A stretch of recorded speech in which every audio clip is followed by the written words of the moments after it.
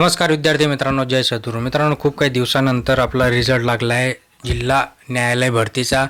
त्यामधील आपण शिपाई हमाल पदासाठी पुढची प्रोसेस काय असणार आहे हे आपण आपल्या व्हिडिओच्या माध्यमातून जाणून घेतलं आहे. याच्याही आधी आपण खूप काही व्हिडिओ बनवलेत, बट तरी आता कारण की डिसेंबर महिन्यापासून आपण वाट बघत होतो की कधी होईल. फायनली आता आपला रिझल्ट लागला आणि या रिझल्ट अंतिम आपल्याला जे काही विद्यार्थी क्वालिफाय झालेत, आता जे शिपाई आणि हमाल पदासाठी अप्लाय केलं होतं अशा विद्यार्थ्यांसाठी अजून 20 मार्कांचा पुढचा टप्पा राहिलेला आहे. तो पुढचा टप्पा कसा क्वालिफाय करायचा आहे, कधी होणार आहे, या सगळ्या गोष्टींवर आजचा आपला व्हिडिओ. कारण की खूप काही विद्यार्थी कमेंटमध्ये कळवत आहे की याच्यावर व्हिडिओ बनवा म्हणजे जेणेकरून आम्हाला एक आयडिया येईल. सो हा एक एक्सपिरियन्स असतो, अनुभव असतो. या अनुभवाच्या जोरावरच आपण बोलत असतो आणि तो अनुभव कुठेतरी कोणाला तरी कामात येईल म्हणूनच आपण हा व्हिडिओ बनवते. त्यामुळे शेवटपर्यंत बघा, कुठे स्किप करू नका. अजून चॅनलला सबस्क्राईब केलं नसेल तर करून ठेवा, लाईक करा, शेजारी घंटेचं बटन ऑन करा व्हिडिओला. चला तर मग आपण सुरुवात करूया. बघा, ह्याच्यामध्ये जे काही विद्यार्थ्यांनी स्वच्छता आणि चापल्यता चाचणी आता पुढे आहे म्हणजे शिपाई आणि हमाल पदासाठी अप्लाय केलं होतं, तर अशा विद्यार्थ्यांचा जर आपण बघायला गेलं, जर रेशो आपण बघायला गेलं आणि इन टर्म्स ऑफ जनरल जर आपण बघायला गेलं, सो विद्यार्थी काय करतात, फक्त स्वतःला आजमावण्यासाठी हे फॉर्म भरून ठेवतात. खूप काही 50% वर असे विद्यार्थी असतात की ते फक्त स्वतःला आजमावण्यासाठी, म्हणजेच मला ही एक्झाम क्रॅक करता येईल का, मला शिपाई पदाची एक्झाम पास व्हायची माझी लायकी आहे का, या सगळ्या गोष्टी ते चेक करत असतात आणि म्हणून ते फॉर्म भरून देतात. आता याच्यामध्ये जे विद्यार्थी फॉर्म भरतात ते एक्झामला जातात.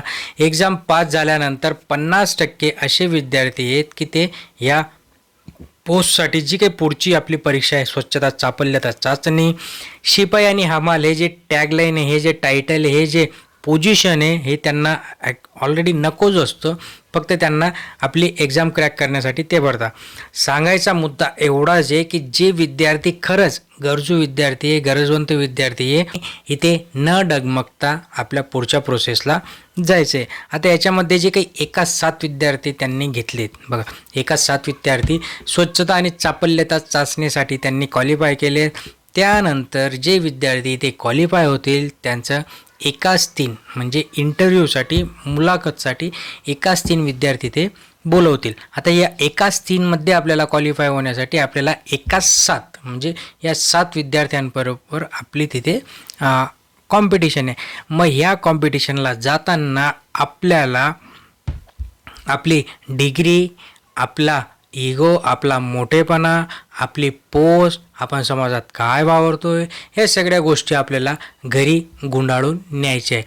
ज्यावेळेस आपण तिथे जातो तिथे आपल्या आतला म्हणजे जे विद्यार्थ्यांना तिथे बोलवण्यात येतं, आता तिथली प्रोसेस काय असते मित्रांनो, हे बघा, तुम्हाला तिकडे ते बोलवतील. ओके, बोलवल्यानंतर ते तुम्हाला चाचणी करतील, डोळ्याने ओळखतील किंवा तुमच्या हावभावाने ते ओळखतील की या विद्यार्थ्याला खरंच तिथे गरज आहे का, खरंच आहे या एक्झामसाठी आलेला आहे का, ओके, किंवा ही एक्झाम याला खरंच गरज आहे का, याचा जो काय पुढचा उदरनिर्वाह याचा खरंच ह्या एक्झामवर डिपेंड आहे का, या सगळ्या गोष्टी ते चेक करतात.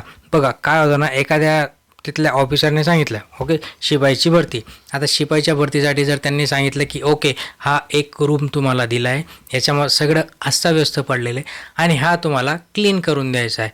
त्यावेळेस जे काही खूप काही उच्च शिक्षित विद्यार्थी असतात, ज्यांनी इथे फॉर्म भरला आहे, ज्यांनी इथे ही एक्झाम क्वालिफाय केली, ते कुठे ना कुठेतरी हे काम करताना दबकता, घाबरतात. त्यांचं आतून तयारी नसते त्या काम करण्याची आणि मग कुठेतरी ते आपल्या फिजिकलमधून ते आपल्याला समजते की नाही हा कुठेतरी घाबरतोय, याला कुठेतरी कमीपणा वाटतोय.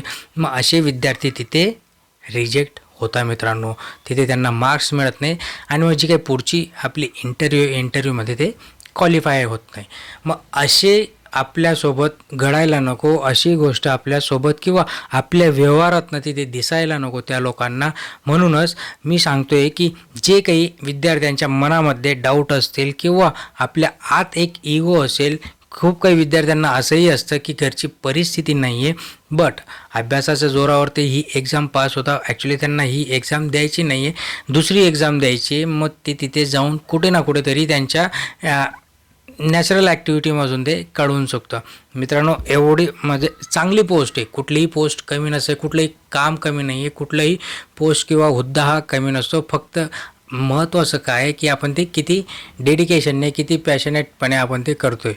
म्हणजेच हे काम करत असताना पुढच्या संधी बघा, आता याच्यात पण विद्यार्थ्यांना पुढच्या ज्या काही संधी असतात, जसं की शिपाई जरी झालो आपण तरी आपल्याला तिथे क्लर्क होण्याचे चान्सेस असतात. काही दिवसांनी त्यांचा जो काही क्रायटेरिया आहे 3 वर्षांनी 4 वर्षांनी जर जागा निघाल्या तर डिपार्टमेंटलमध्ये आपण तिथे अप्लाय करू शकतो आणि जर आपला अभ्यास चांगला जरी असेल तरी आपण बाहेरून एक्झाम देऊ शकतो आणि तिथे आपण परत रुजू होऊ शकतो. सो या सगळ्या गोष्टी आहेत. फक्त ज्या लोकांना खरंच या एक्झामची ह्या पोस्टची गरज असेल त्यांनी न डगमगता जर त्यांनी सांगितलं की हे काम तुम्ही करा, ह्या गोष्टी तुम्हाला करायच्या आहेत, तर लगेच तिथे त्या करून सोडा मित्रांनो. म्हणजे आपलं जे काही सिलेक्शन आहे ते कुठेच थांबणार नाही.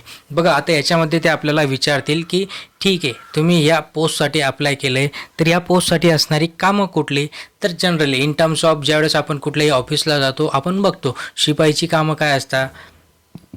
आता शिपाईचे पण कॅटेगरी असतात.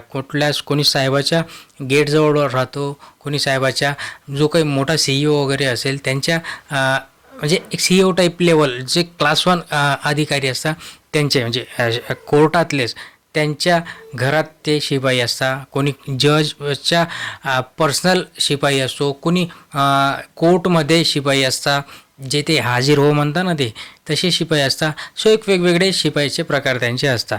म्हणजे वेगवेगळ्या पोझिशनसाठी वेगवेगळ्या लोकांना ते प्रोव्हाइड करतात. आता याच्यामध्ये जर आपल्याला सांगितलं त्यांनी की ठीक आहे तुम्ही हे काम करून घ्या, आता तुम्हाला आता याची कामं काय असतात, फायलिंग करून घ्या, तर त्या फायलिंग फटाफट आपण तिथे न वेळ घालवता लगेच साहेब कुठल्या फायलिंग करायचे, काय करायचे लगेच मला सांगा, मी लगेच करून देतो. त्याच्यानंतर सपोज फरशी पुसायला सांगितले, फरशी तर नसतं जनरली, बट एक सपोज टेबल पुसायला सांगितला, फरशी पुसायला सांगितले, तर ते आपण लगेच तिथे फटाफट करून सोडवायचं मित्र. म्हणजे जास्त टेन्शन ठेवायचंच नाही.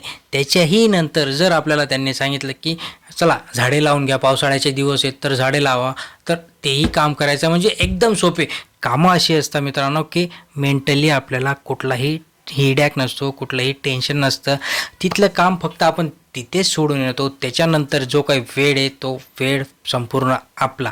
म्हणजे ज्या विद्यार्थ्यांना खरंच स्वतःचं लाईफ जगायचं असेल, ज्या विद्यार्थ्यांना खरंच जास्त टेन्शन न घेता, जास्त पैशाच्या मागे न लागता, पैसा तर आहेच ओके, चांगला पगार देखील आहे, बट जास्त मोठ्या हुद्द्याची नोकरी न पाहिजे असेल, आरामे ड्युटी पाहिजे असेल, आयुष्य एकदम आनंदाने घालवायचं असेल, तर शिपाईची नोकरी अशी कुठलीच नोकरी नाही मित्रांनो. मग तुम्हाला ती क्लास 1मध्ये पण मिळणार नाही, क्लास 2 न क्लास 3, कारण की प्रत्येक जी पोस्ट आहे तिला कुठे ना कुठं आपला मेंदू खपवायचा आहे, आपल्याला तिथे वेळ द्यायचा आहे, वेळेच्या बाहेर जाऊन काम करावं लागतं.